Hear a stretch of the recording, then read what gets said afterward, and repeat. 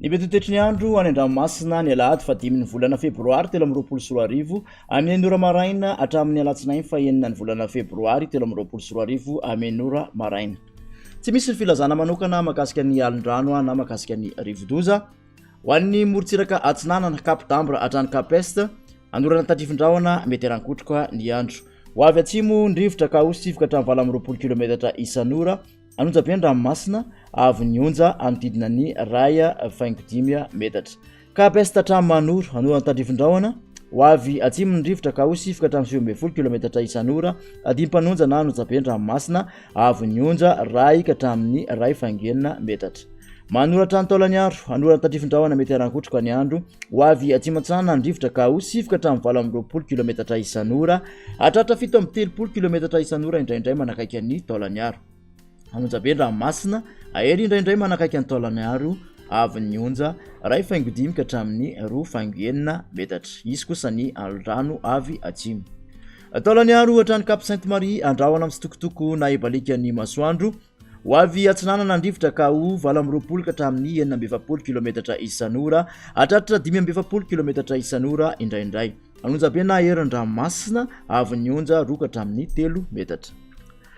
Morontsiraka andrefana Cap Sainte-Marie hatrany Cap Saint-Vincent andrahona amin'ny sitokotoko fa isorohana tandrifin-drahona kosa manakaiky ny morombe ho avy atsinanana na atsimo atsinanana ny rivotra ka hosivoka hatramin'ny 17 km isan'ora ny avaratry Toliara ho avy atsimo atsinanana kosa ny akafa ka ho 20 ka hatramin'ny 17 km isan'ora hatratra 5 ka hatramin'ny 12 km isan'ora indraindray manakaiky ny Cap Sainte-Marie.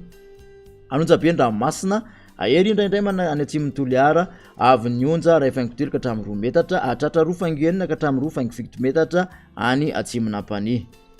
Cap Saint-Vincent hatrany Cap Saint-André anorana tandrifin-drahona mahalana ho avy atsimo ny rivotra amin'ny ankapobeny ka ho 6 km isan'ora adindim-panonja ny ranomasina avy ny onja ho latsaky ny ray metatra.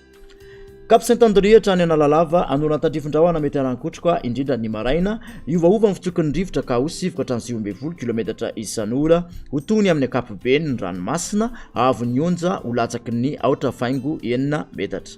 Anonjabe ny ranomasina any anaty oram-baratra ka mety hatratratra amin'ny 2 metatra.